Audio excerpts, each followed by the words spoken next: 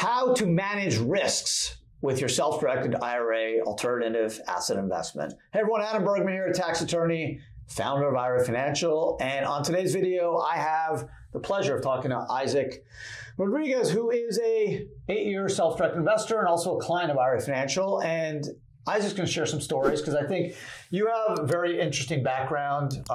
Real estate in your IRA was kind of the first time you ever bought real estate. Is that correct? Yes, the IRA gave me the opportunity to do that. I don't think I would have done that without the self-directed IRA. Okay, so share with everyone, when you heard about the ability that you can use your retirement money to buy real estate, right? You left your job and you said, okay, I want to have the opportunity now to do a self-directed IRA, have this cash from my former employer.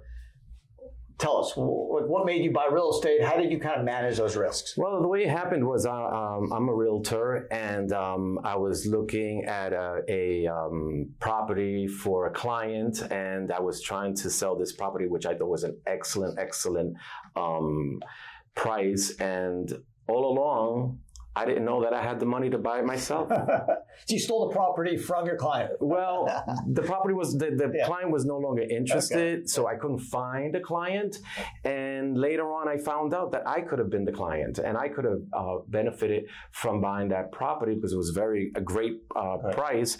And I had the money all along in my regular IRA plan.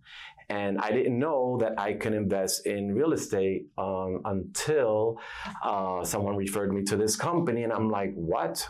I had this money to buy this property, and I was trying to get clients, and all along I could have benefited from it. So how did you manage that, like the risk? So let's say the property was $300,000. Just keep it simple, right? Mm-hmm. How much in your head did you feel like you needed to have to buy it? You used all cash? Did you get a loan? I was able to use all cash. I had the full amount in my IRA. I just didn't know I could use it. How did you plan for like taxes or improvements? Like how much surplus did you leave? Let's say the property was 300. Did in your head you say, I need 310, 315, 330? Not much, because you really don't need much. Because you're renting this property, you can't live in it. That's one of the private transactions. So you're renting it, you're leasing it, and you're going to be having income. So you don't need that much. It of course is a great idea, and most real estate transactions are full price. You have to have a good amount of money to pay and just write that check and not use leveraging, which you can't do. But it's going to you can trigger UBIT on a self-directed IRA, but not on a solo 401. Right, just to be clear, you could use a non-recourse loan. It has to be non-recourse. You can't get a traditional mortgage. You probably have to put down at least 35, 40%, and it could trigger this UBIT tax, although why setting up a solo K, can you just explain how you kind of manage that risk with the leverage is you then set up a solo 401k to use a loan, right? Yes, and then I did a solo 401k because I qualified, self-employed, and I used a non-recourse loan, and it was possible. It was very easy. The interest rates are a little higher and they're a little harder to get, but it's definitely doable. Yeah, and you don't pay any tax on the leverage. So let's say no taxes. The property's $300,000. You can put down 150. And now you can get a non-recourse loan without generating any tax on the net rental income. So correct. I think this is a great example of the fact that you are a realtor, you have a real estate background, and in terms of managing the risks of buying a property, what would you tell people that are watching this? Like they should know the geographical area they're buying in, right? Like you want to kind of do your research in terms of where you're buying. Is that accurate? Yes, of course. You have to know what you're investing on.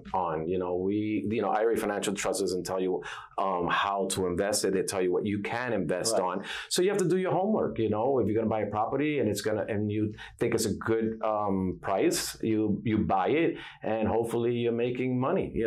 With your IRA funds, tax deferred. So if you look at a particular city or community, do you drive? How do you pick the product? Do you drive around, make sure you like the neighborhood? What's the kind of stuff you do? I have an MLS, so I look at the properties through that. But if you're not a realtor, you find a realtor that helps you do that.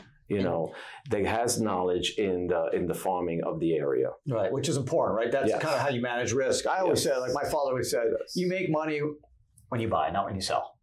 Right? Everyone can sell an asset, but you make money when you buy it because you want to buy it at the right price. Correct. So especially if buying at the right price, and if you have all the funds, it's very easy. It's much easier to do. It's much easier. All you have to do is write a check. Yeah. And compounding all the rentals builds funds for you to reinvest. Yeah, that's the beauty of buying real estate in a retirement account. It's the compound. Yeah, you get compounded returns. You don't pay any tax on the rental income. When you sell the property, there's no capital gains tax, there's no ordinary income tax, there's no tax.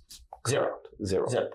Which is what drove you. So just if you can end real quick, why did you decide to buy real estate? With taking into account any of the risks that you foresaw, why did you decide to buy it? Because it's an asset that I know, I'm familiar with, and I know it's a asset that you can feel, see, and get, funds from it. Get a salary. If you're 59 and a half, the rental can go right into your IRA, and you can use it, as a salary and just pay taxes on it. Yeah, I mean, for me, I agree. Like, I also own equities, I also own cryptos and a bunch of other stuff, but real estate, tax deferred. Yeah, for me, I like to see it. I feel comfortable sleeping at night knowing that I can see the asset, right? I can drive by and say, my IRA owns that. Yeah, when the market goes up and down like a yo-yo, like, okay, I don't care as much because I know I have my house and I know there's a person in it that's renting it out and I feel good. I mean, do you agree with that? Oh, definitely.